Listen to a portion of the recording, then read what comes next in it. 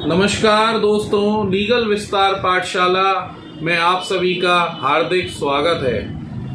31 मार्च 2023 को सरकार ने जीएसटी के अंदर कुछ सहूलियतें प्रदान करी हैं। वो क्या क्या हैं, इनके बारे में हम विस्तृत चर्चा करेंगे अपने इस वीडियो में। ये वीडियो थोड़ा सा बड़ा हो सकता है, बट मेरा आपसे ये अनुरोध है कि कृपया आप इस वीडियो को अंत तक जरूर देखें। ये वीडियो बहुत महत्वपूर्ण है। पॉइंट बाई पॉइंट हम डिस्कस करते हैं कि क्या क्या सहूलियतें सरकार ने हमको प्रदान करी हैं। सबसे पहला हम डिस्कस करते हैं कि कोई भी ऐसा रजिस्टर्ड पर्सन जो कंपोजिशन स्कीम के अंदर जीएसटी में अपने आप को रजिस्टर्ड किए हुए है और उसने फाइनेंशियल ईयर 2017-18 से 2021-22 तक अपना GSTR 4 फाइल नहीं किया है, तो अब वो 1 अप्रैल 2023 से लेके 30 जून 2023 तक ये रिटर्न फाइल कर सकता है, मात्र 500 रुपये की लेट फीस के साथ। आप सभी को पता है कि अभी तक इस GSTR 4 के ऊपर 10,000 रुपये की लेट फीस लगती थी, 5,000 रुपये की SGST एक्ट में और 5,000 रुपये की CGST एक्ट में, जिसको सरकार ने मात्र 250 रुपये SGST एक्ट में और 250 रुपये CGST एक्ट में कर दिया है। इसलिए आप जो भी कंपोजिशन डीलर जो अपनी GSTR 4 फाइल करने से चूक गया है, वो इस योजना का लाभ ले ले और 30 जून 2023 तक अपनी रिटर्न भर दे। दूसरा,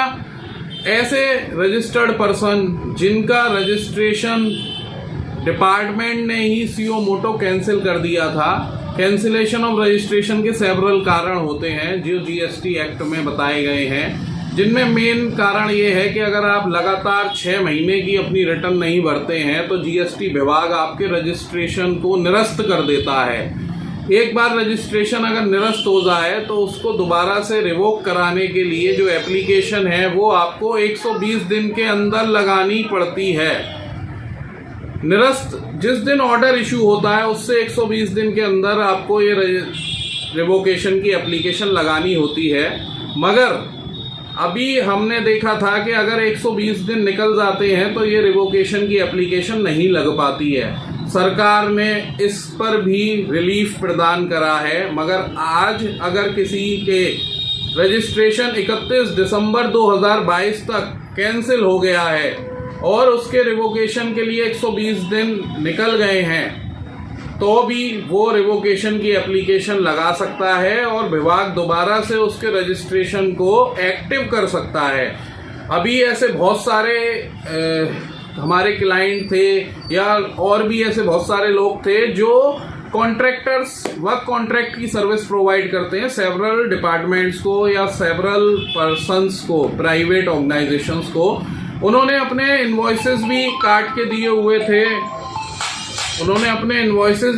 दिए हुए थे, उसके बावजूद भी उनका जो है पेमेंट वहाँ से नहीं आने के कारण वो अपनी GSTR में रिटर्न्स फाइल नहीं कर पाए, जिसके कारण उनका रजिस्ट्रेशन निरस्त हो गया। और उसके बाद जब रजिस्ट्रेशन निरस्त हो गया तो अब वो अपने रजिस्ट्रेशन को एक्टिव नहीं करा पा रहे थे, जिसके कारण उनका आगे कोई भी वर्क कॉन्ट्रैक्ट ना तो उन्हें मिल पा रहा था और ना ही उनका जो पेमेंट फंसा हुआ था विभाग में वो उनको हो पा रहा था। तो ये सरकार ने एक बहुत बड़ी सहूलियत प्रदान करी है ऐसे रजिस्टर्ड पर्सन्स को जिनके रिवोकेशन की एप्लीकेशन के लिए 120 दिन निकल चुके थे और उनका रजिस्ट्रेशन किसी भी तरीके से एक्टिव नहीं हो पा रहा था। इसमें ऐसे लोग भी आवेदन कर सकते हैं जिनका मैटर अपील में है, यानी कि जिन्होंने रिवोकेशन के अगेंस्ट में अपील लगा रखी थी, कैंसिलेशन ऑफ ऑर्डर के अगेंस्ट में अपील कर रखी थी और अभी उनकी अपील पे कोई निर्णय नहीं आया है। ऐसे लोग भी 1 अप्रैल 2023 से लेकर 30 जून 2023 तक रिवोकेशन की एप्लीकेशन लगा सकते हैं और विभाग से अपना रजिस्ट्रेशन दोबारा से एक्टिव करा सकते हैं। तीसरा महत्वपूर्ण बिंदु, ऐसे लोग जिनको विभाग ने सेक्शन 62 ऑफ CGST एक्ट के अंदर नोटिस दिया कि साहब आपको अपनी रिटर्न 30 दिन के अंदर अंदर इस नोटिस को जारी होने से भरनी है, और वो किसी कारण से नोटिस के जारी होने के बाद भी अपनी रिटर्न नहीं भर पाए, तो ऐसे लोगों को भी गवर्नमेंट ने ये सहूलियत दी है कि अगर वो 30 जून 2023 तक अपनी ये सारी पेंडिंग रिटर्न्स भर देते हैं with late fees, interest, tax, तो उनका भी जो पैनल प्रोविजंस उसके अगेंस्ट जो गवर्नमेंट लेती उनको स्थगित कर दिया जाएगा। मतलब कहने का मतलब ये है कि अगर वो अपनी पेंडिंग रिटर्न्स को 30 जून 2023 तक भर देते हैं तो उनके अगेंस्ट कोई भी पीनल एक्शन गवर्नमेंट नहीं लेगी। इसके बाद ऐसे रजिस्टर्ड पर्सन जिन्होंने अपनी GSTR 9 मतलब अदर देन कंपोजिशन डीलर्स जिनकी टर्नओवर 2 करोड़ रुपए या उससे ज़्यादा है, तो उनको कंपलसरीली अपनी एनुअल रिटर्न GSTR 9 में दाखिल करनी होती थी GST एक्ट के अंदर। मगर ऐसे बहुत सारे रजिस्टर्ड पर्सन जिन्होंने फाइनेंशियल ईयर 2017-18 से लेके 21-22 तक अगर अपनी GSTR 9 फाइल नहीं करी है, तो हम सब जानते थे कि उस पर अभी तक 200 रुपये पर डे की पेनल्टी चलती थी, जिसको सरकार ने कम करके मात्र 20,000 रुपये सालाना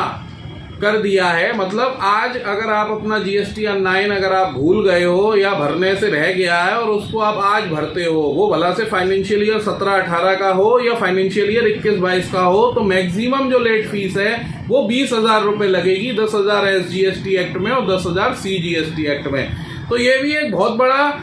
जो रिलीफ प्रदान करा है सरकार ने, अदरवाइज आप भी समझते हैं कि पेनल्टी कितनी ज़्यादा थी।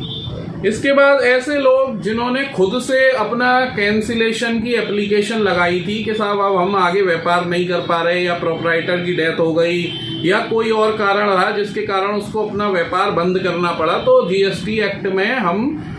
व्यापार बंद करने के लिए एक अपनी एप्लीकेशन लगाते हैं। उस एप्लीकेशन का जब ऑर्डर इशू हो जाता है विभाग से, तो उसके बाद हमको एक GSTR 10 जिसको हम फाइनल रिटर्न बोलते हैं वो जमा करनी होती है। उस ऑर्डर के आने के बाद अगर हमने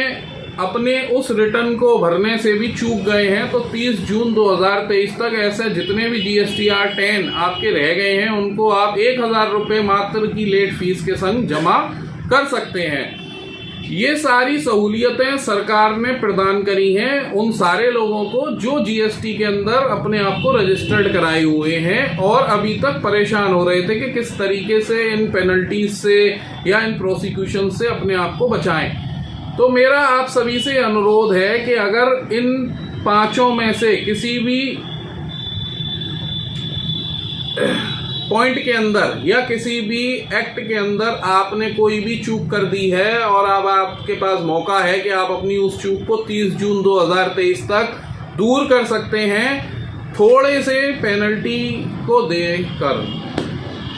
दोस्तों, अगर आपको मेरा ये वीडियो अच्छा लगा हो तो हमारे वीडियो को लाइक करें, हमारे चैनल को सब्सक्राइब करें, और अगर आपको ऐसा लगता है कि ये वीडियो और लोगों के लिए भी महत्वपूर्ण हो सकता है तो हमारे वीडियो को कृपया शेयर करें। और हमारे ऐसे ही वीडियोस को देखने के लिए हमारे चैनल लीगल विस्तार पाठशाला को सब्सक्राइब कर लें, जिससे कि आपको हमारे सारे वीडियोस समय से मिल सकें। धन्यवाद दोस्तों, आपका दिन शुभ हो।